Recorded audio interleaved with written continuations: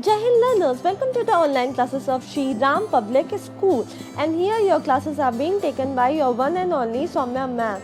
So we were discussing the topic of the French Revolution in our history, the book of India and the Contemporary World part first. So our today's topic in this lecture is the abolition of slavery. Why was the slavery prevailing in the French society? We will discuss all about this in our today's session. Who were these slaves and from where they were brought and for what up to? This all is our topic of today's discussion. Okay so we will see that जो slaves होते थे वो बहुत ही ज़्यादा common होते थे French की society में early in the 17th century. Jacobin club ने पहली बार जो है स्लेवरी को एबॉलिश करने के लिए फ्रेंच कॉलोनीज़ में कई सारे कदम उठाए, पर उसको ख़त्म करना इतना भी आसान नहीं था क्योंकि ये बहुत ही सालों से प्रिवेलिंग थी। ओके तो हम यहाँ पे डिस्कस करेंगे कि ये स्टार्ट क्यों हुआ और उसका इम्पोर्टेंस क्या था। तो let's see why this slave trade was started. There was a piece of island between the North America and South America, commonly known as Caribbean, and there were Martinique, Guadeloupe and Saint Domingo name of islands. These areas were very rich in important supplies of commodities. ये जो area थे ये particularly कहाँ पे लाई करते थे? North America और south America के बीच में एक ग्रुप ऑफ आइलैंड था जिसे कि हम करेबियन आइलैंड्स बोलते थे साथ में, और वहाँ पे 3 आइलैंड थे। I am again repeating in Montesquieu, Guadeloupe and Saint Domingo. तो यहाँ पे जो है ये आइलैंड बहुत ही ज़्यादा रिच होते थे in the production of various type of commodities such as tobacco, indigo, sugar and coffee, जिसका कि वर्ल्ड मार्केट में बहुत ज़्यादा डिमांड होती थी। बट जो यूरोपियंस होते थे वो इतनी दूर अपने घरों से अमेरिका नाम के कॉन्टिनेंट के पास जाके इतना लंबा अटलांटिक ओशियन पार करके काम करना नहीं चाहते थे। वो अपने घरों में बहुत ज़्यादा खुश थे और उनको कोई भी एक्स्ट्रा वर्क करने की ज़रूरत नहीं थी। तो ये सब कुछ देखते हुए जब यूरोपियंस के जो बड़े बड़े बिजनेसमैन थे उन्होंने देखा कि उनके पास तो शॉर्टेज हो गई लेबर की, क्योंकि कोई भी यूरोपियन तो जितने भी पैसे दे दो वो उन प्लांटेशंस पे काम पे जाने के लिए रेडी तो था ही नहीं। और यहाँ पे स्टार्ट हुआ ट्रायंगुलर स्लेव ट्रेड। कहाँ किसके बीच में? Between the countries of Europe, Africa and the America. अब हम यहाँ पे देखते हैं कि स्लेव ट्रेड का मतलब क्या था। द ट्रायंगुलर स्लेव ट्रेड जो कि स्टार्ट हुआ था 17th सेंचुरी में, इसका क्या मतलब था। फ्रांस के जो मर्चेंट्स हुआ करते थे, जो व्यापारी हुआ करते थे फ्रांस में, और तो वो कहाँ के कहलाएंगे? वो यूरोप के कहलाएंगे।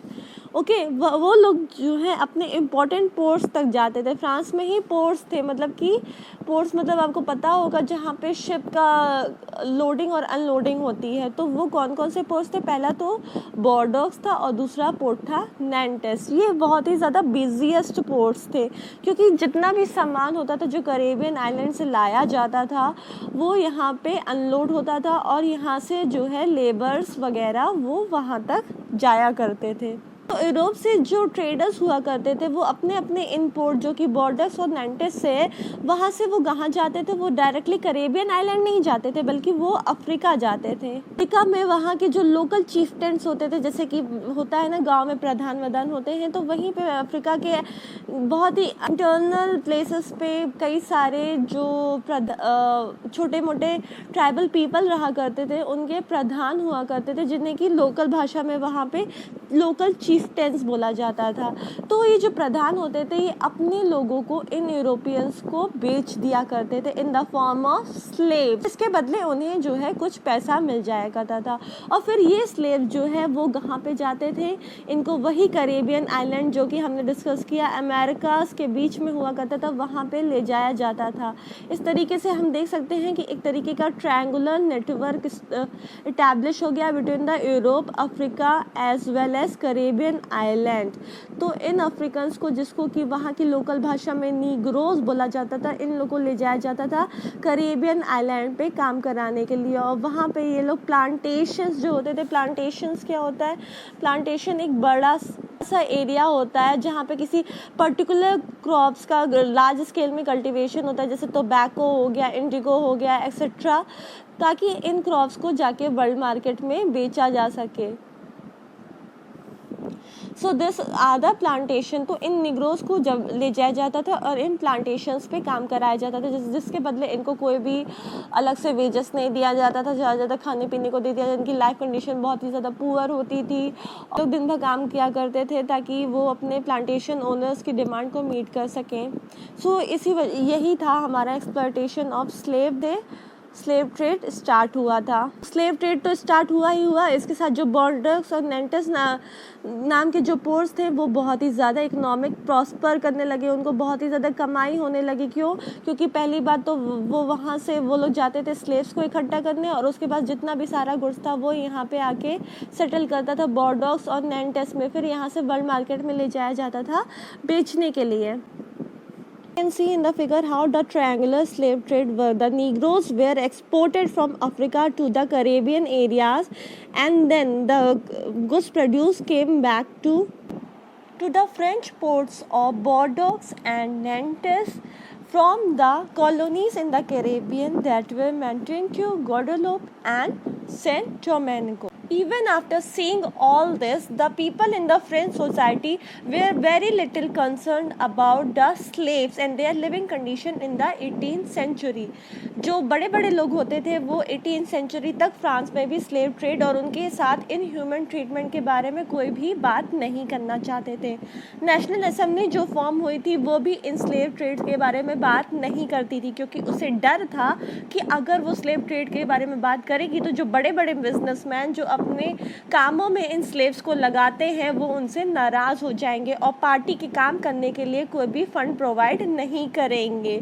इसलिए इन स्लेव्स के साथ जो कुछ भी हो रहा था, जितना भी बुरा बर्ताव होता था, उसके बारे में, उनके ह्यूमन राइट्स के बारे में कोई भी बात नहीं करता था। पहली जो कन्वेंशन फॉर्म हुआ था ईयर 1794 में, जैसा कि हमने अपने लास्ट लेक्चर में पढ़ा था, उसने पहली बार इन स्लेव्स के बारे में बात की और कहा कि ये जो फ्रेंच के दूसरे कॉलोनीज़ में पोसेशन होते थे, जैसे कि मांटेस्क्यू, गोडेलोप और सेंट डोमिंगो भी फ्रांस की कॉलोनीज़ थी, तो वहाँ पे जो ये लोग स्लेव्स को रखते थे इसे इनह्यूमन बताया गया और बहुत सारे वॉर्स छिड़ रहे थे स्लेव्स और फ्रेंच पीपल के बीच में। इन सब को रोकने के लिए finally convention in the year 1794 ने ये बोल दिया कि अब से जो है स्लेव ट्रेड वो इल्लीगल हो जाएगा। इसके साथ जो बुरा बर्ताव हो रहा था उससे उनको फ्री करने की कोशिश की गई फाइनली इन द February 4, 1794 में। पर ये ज़्यादा समय तक नहीं चल पाया। 10 साल बाद फिर से जब नेपोलियन आया तो उसने स्लेवरी को फिर से री इंट्रोड्यूस कर दिया। फिर नेपोलियन के अंदर जो थोड़े बहुत प्लांटेशन ओनर होते थे उन्होंने इन नीग्रोस को थोड़ी बहुत राइट दे रखी थी, बहुत ही थोड़ी सी राइट। किस खुशी में? ताकि इनका इकोनॉमिक इंटरेस्ट पूरा हो, ताकि वो इन स्लेव्स को अपने बहकावे में ले सकें कि वो उनके लिए कितने अच्छे हैं और ज़्यादा से ज़्यादा इन अफ्रीकन नीग्रोस से काम करा सकें। बट फाइनली जो है स्लेवरी फ्रांस में कब ख़त्म हुई? स्लेवरी फ्रांस में ख़त्म हुई in the year 1848 after a long struggle. This was all about the abolition of slavery from the various French colonies, and as you can see some important word meanings are given here like Negroes emancipation for your all better understand. So this was all about the abolition of slavery in the French colonies.